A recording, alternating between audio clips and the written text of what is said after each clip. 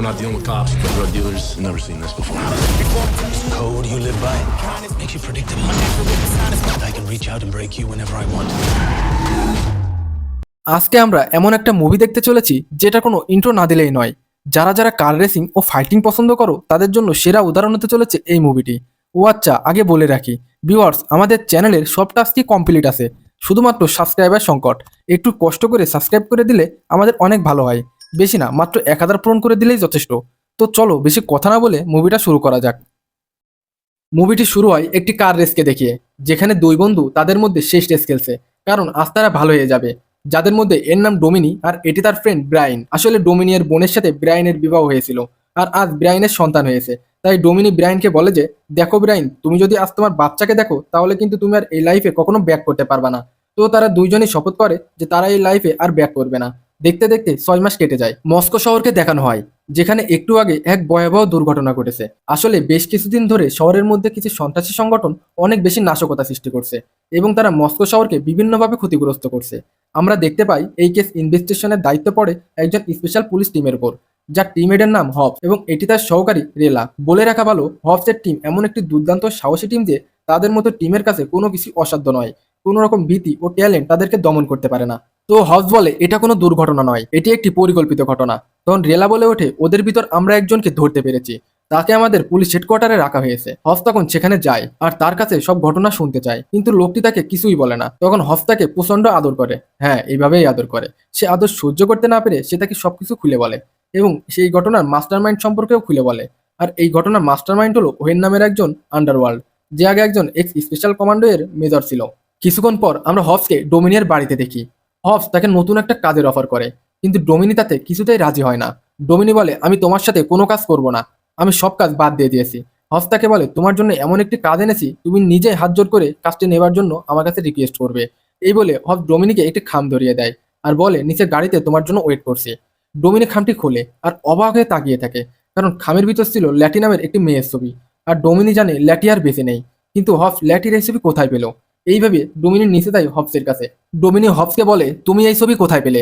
তখন হবস বলে, ল্যাটি এখনো বেঁচে আছে, আমি তোমাকে ল্যাটির সব ইনফরমেশন দেব, কিন্তু তোমাকে তোমার টিমদের নিয়ে আমার সাথে কাজ করতে হবে। আর তখন আমরা ডোমিনিয়ার টিম দেখতে পাই, যারা এখন এক একজন এক এক দেশে বসবাস করছে। আর যখনই তাদের কাছে ডোমিনিয়ার কল আসে তখন তারা সবাই একসাথে হয়ে যায়। আসলে তাদের টিমের কথা বলতে গেলে এক কথায় শহরের মধ্যে খুবই সুদর্শ ও সাহসীর এক টিম, যাদের কাছে কোনো কিছু অসম্ভব নয়, যাদের নাম রোমান, তাজ ও গিসেল। আর অন্যদিকে আমাদেরকে ব্রায়ানকে দেখানো হয়, যে তার ফ্যামিলি নিয়ে সময় কাটাচ্ছে। আর তখন সেখানে ডোমিনি আসে এবং ব্রায়ানকে বলে, আমি একটা নতুন মিশনে যাচ্ছি, আর তুমি তো জানোই আমাকে যেহেতু ডাকা হয়েছে, তাহলে মিশনটা কেমন হতে পারে। ব্রেইন বলে, তুমি আগে তোমার মিশন সম্পর্কে বলো। ডোমিনি কিছু বলতে না চাইলেও অবশেষে তাকে সবকিছু খুলে বলে। ডোমিনি তাকে বলে, আমি জানতে পেরেছি ল্যাটি এখনো জীবিত আছে। ব্রাইন তখন ল্যাটির কথা শুনে সেও নিজেও বিশ্বাস করতে পারে না, কারণ তারা সবাই জানতো ল্যাটি আর বেঁচে নেই। ব্রাইন এসব শুনে কোনো কিছু মিলাতে পারছিল না, তাই সেও এই মিশনে যেতে চায়। তারপর আমরা হবসকে দেখি ডোমিনিয়ের টিমের সাথে দেখা করে। তখন ব্রাইন হবসকে বলে, আমাদেরকে আগে মিশনটা সম্পর্কে বলো। তখন হবস তাদেরকে হোয়েন নামের একজন মাফিয়ার সম্পর্কে বলে, আর সে এখন একটি ডিভাইস চুরি করতে চায়, যেটা দিয়ে সম্পূর্ণ পৃথিবীকে এমনভাবে কন্ট্রোল করা যাবে যেখানে স্যাটেলাইট, সিসি ক্যামেরা, ইলেকট্রিসিটি সবকিছুই কন্ট্রোল করা যাবে। আর এই ডিভাইসটি হোয়েনের হাতে পড়লে সেই পৃথিবীকে ধ্বংস করে দিবে। আর এই ডিভাইসটি এখন যেখানে আছে ঠিক 4 দিন পর সেখান থেকে অন্য স্থানে ট্রান্সফার করা হবে।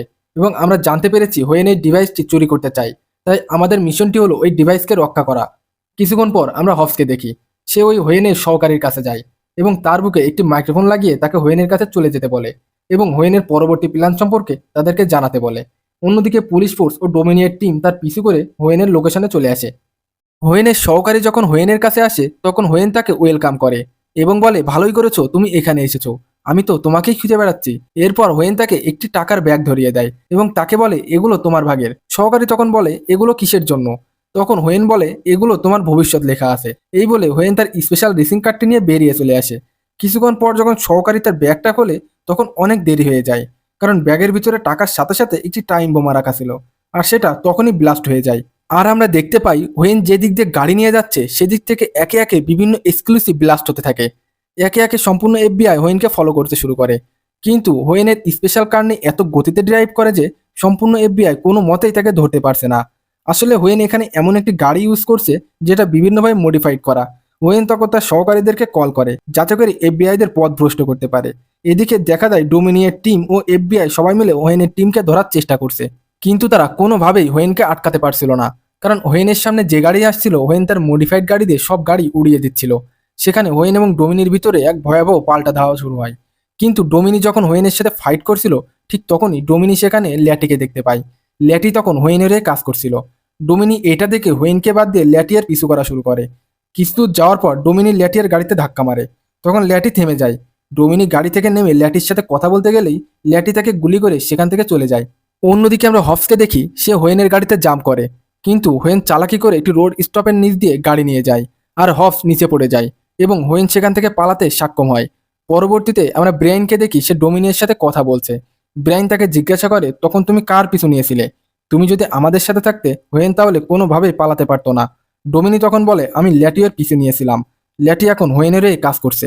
কিন্তু যখনই আমি তার সাথে কথা বলতে যাই, ল্যাটি তখনই আমাকে শ্যুট করে। কিন্তু আমি এটা বুঝতে পারছি না ল্যাটি এমনটা কেন করলো। তখন ব্রায়ান বলে, হয়তো ল্যাটি তার স্মৃতিশক্তি নষ্ট হয়ে গিয়েছে, কারণ ল্যাটি কোনোভাবে তোমার উপর ফায়ার করতে পারে না। ডোমিনি তখন তার শরীর থেকে ওই বুলেটটি বার করে। তখন ব্রায়ান বলে, আমি এই বুলেটটিকে চিনি, এটা সচরাচর সবার কাছে নেই, আর যাদের কাছে আছে আমি তাদের সবাইকেই জানি। আমি পুলিশে থাকাকালীন এই বিষয়ে ইনভেস্টিগেট করেছি।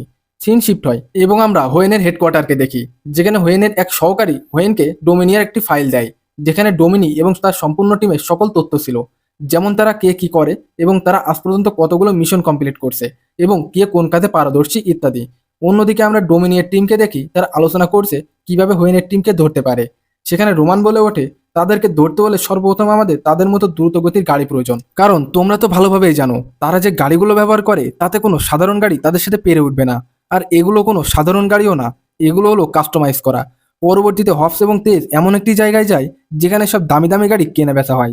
তারা যখন সেখানে গাড়িগুলো দেখছিল, তখন আমরা ওখানকার ওনারকে দেখি, সে হফসের সামনে আসে এবং হফস এবং তেজকে অপমান করে বলে যে, তোমরা এখানে কি করছো? দেখে তো মনে হয় না তোমরা গাড়ি কিনতে পারবা। সব ওনার তাদেরকে আরো অপমান করে বলে যে, আর হ্যাঁ, আমাদের এখানে কোনো ওয়েটারেরও প্রয়োজন নাই। এসব শুনে তেজের মাথা তো পুরাই আগুন হয়ে যায়। আর আগুন হবেই বা না কেন, তেজের এত পরিমাণ টাকা যে সে নিজের প্রাইভেট বিমানে চলাফেরা করে, আর তাকে যদি এসব বলা হয় তার মাথা কি আর ঠিক থাকে? তবে হফস তো জানে না তেজের এত পরিমাণ টাকা আছে। হফস তাকে বারবার সাবধান করে, তুমি কিন্তু একটা গাড়িও চুরি করতে পারবে না।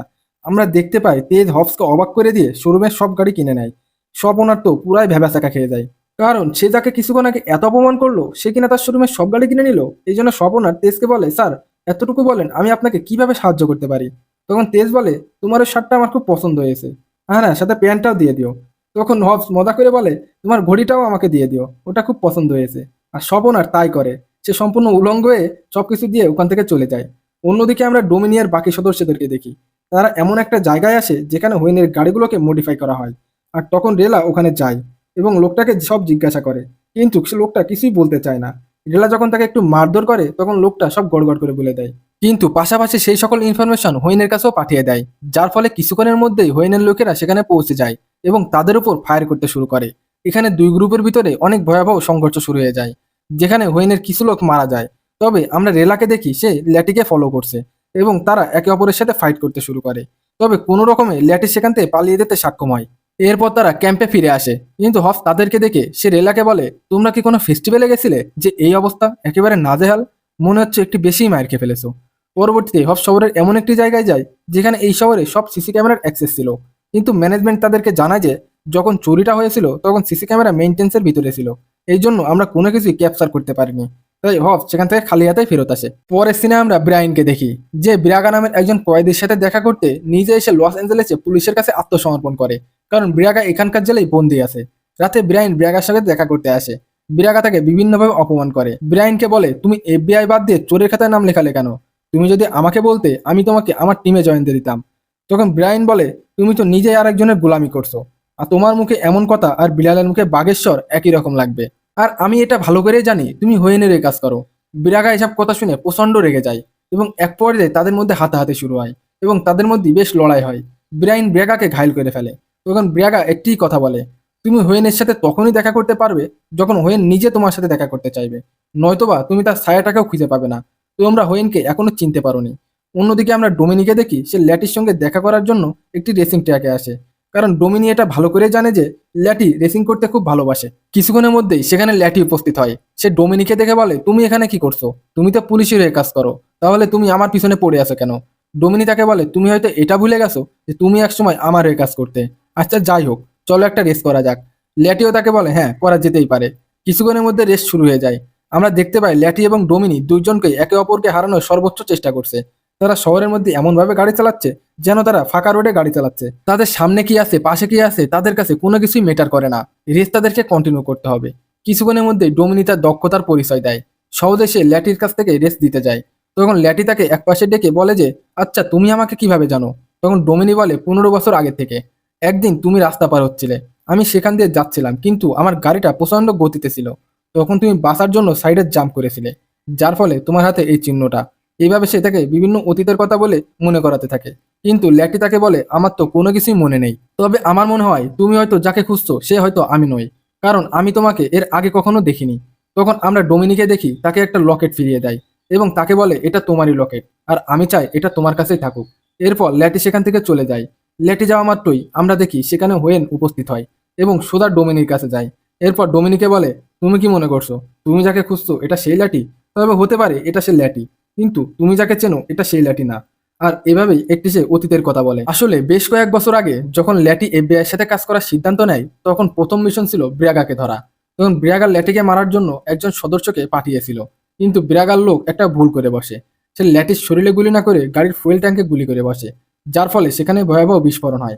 তবে ল্যাটি সেখান থেকে বেঁচে যায় এবং আমি তাকে খুঁজে পাই। আর তখন তাকে আমি হসপিটালাইজ করি, কিন্তু জানতে পারি ল্যাটির আগের কিছুই মনে নেই। তখন আমি তার মতো করে আমি মেমোরাইজ করি, আর এখন আমি ল্যাটিকে যেটা বলবো সে সেটাই করবে। আর দ্বিতীয়বার তুমি যদি ওকে ডিস্টার্ব করতে থাকো, তাহলে আমার হাত থেকে তোমাকে কেউ বাঁচাতে পারবে না।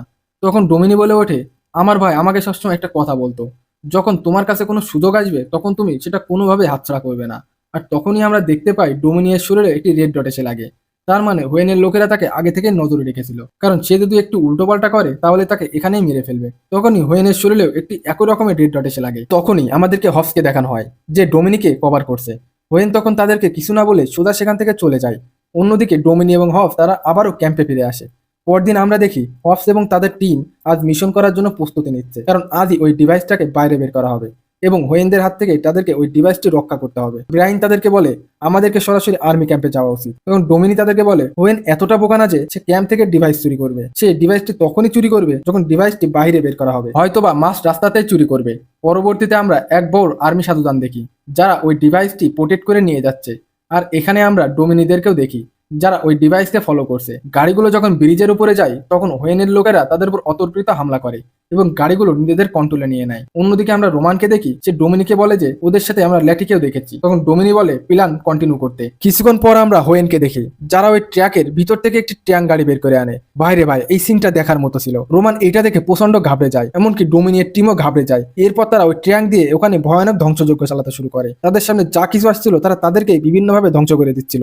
ডোমিনিরা কোনোভাবে বুঝতে পারছিল না যে তারা কিভাবে এখন এটাকে থামাবে। কিন্তু তখনই আমরা গিসেলকে দেখি, সে এমন একটি তার বানিয়েছে যেটা টাইটানিয়াম দিয়ে তৈরি, আর এটার সাথে একটি গাড়িও আটকানো। রোমান ওই দড়িটা ট্যাঙ্কের সাথে আটকিয়ে দেয়, ফলাফলস্বরূপ ট্যাঙ্ক তার নিয়ন্ত্রণ হারিয়ে ফেলে। তখন হোয়েন ল্যাটিকে বলে, যাও ওই দড়িটাকে কেটে আসো। ল্যাটি যখন উপরে যে দড়িটাকে কাটতে যায় তখন সে কোনোভাবেই তা কাটতে পারে না। তারপর হোয়েন দেখি সে ট্যাঙ্কটাকে এমন ভাবে অন্য পাশে সরায় যার ফলে ট্যাঙ্কের সাথে বেঁধে থাকা গাড়িটা সে নিচ থেকে নিচে পড়ে যাবে, কারণ সে ডোমিনিয়ের সামনে ল্যাটিকে মেরে ফেলতে চায়। কিন্তু তখনই আমরা দেখি ডোমিনি সে নিজের সর্বোচ্চ দিয়ে ল্যাটিকে বাঁচিয়ে নেয়। অন্যদিকে হোয়েন আর ট্যাঙ্কটিকে কন্ট্রোল করতে পারে না, আর এভাবে অবশেষে এফবিআই হোয়েনকে অ্যারেস্ট করে।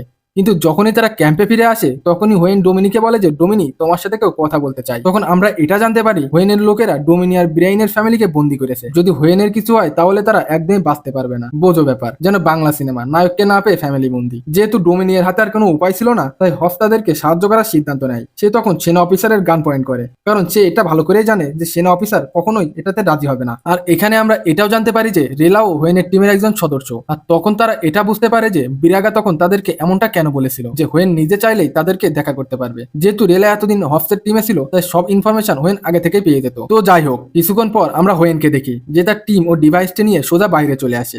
অন্যদিকে আমরা তেজকে দেখি যে শহরে সব স্যাটেলাইটকে ডিসকানেক্ট করে দেয়। তার মানে হোয়েন এখন কোনো লোকজনের সাথে কোনো রকম আর কানেক্ট হতে পারবে না। আর যেহেতু হোয়েন তার সহকারীদের সাথে আর কন্ট্যাক্ট করতে পারবে না, তাই ডোমিনি আর ব্রেইনের পরিবারও সেফ থাকবে।